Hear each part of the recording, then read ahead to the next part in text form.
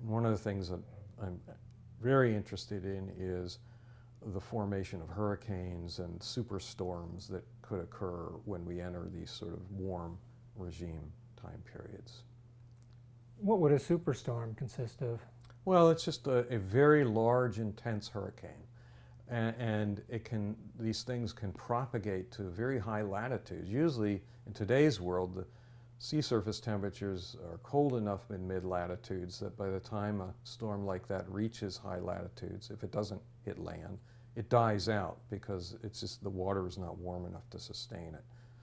But when you go back in time to these times when even at mid-latitudes or even high latitudes, sea surface temperatures are extremely warm. These systems that form in the tropics can propagate up to the polar regions, both in the north and southern polar regions.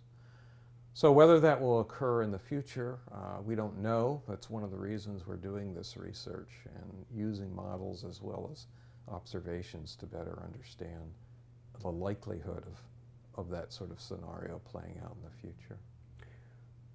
We set a new record for major hurricanes just in the last year. Mm-hmm. Is that a one-off, or does that tell us anything? Does anybody think that maybe we're seeing a little bit more sensitive response than we had thought, or is it just too early? I think it's too early to say. I often caution my colleagues who they get upset when someone uses a very cold year to say global warming doesn't exist. Well, equally, you can't use a single year of events and say this proves that global warming is happening.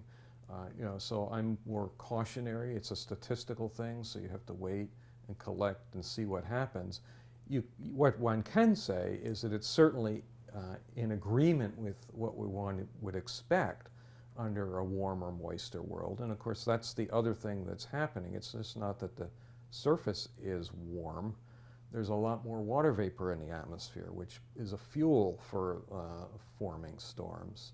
But there are a lot of other factors that determine things like hurricane formation, things like how the wind changes as you go vertically and through the atmosphere. The so-called wind shear plays a critical role. So how is that going to change as we continue to go into the warming scenario? I think we need more information. But clearly, increased activity like this is in concert with what we would expect based on what we're seeing in the past as well as what's coming out of the models that we're using. What would be the evidence for an extreme storm going that far back? I mean, how do we read that? How can we even tell? Well, there are certain geologic formations that show up in the record, in the geologic record, that are related to storms impacting coastal regions and disturbing sediments, and those disturbances in the sediments. So-called hummocky pattern to the sediment shows up in the geologic record, which can be interpreted as an increase in storminess. And people are looking for those for these different time periods.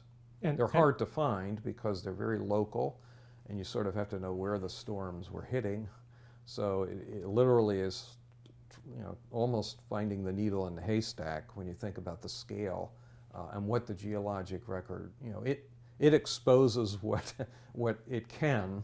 Most of it's buried, and so it's an opportunity. It's one of these things that if the opportunity is there in the geologic record and you can find it, it will tell us something about things like impact of storms on coastal regions. But presumably we have found some. Yes, there's a number of papers that have been written on these phenomena in the geologic record.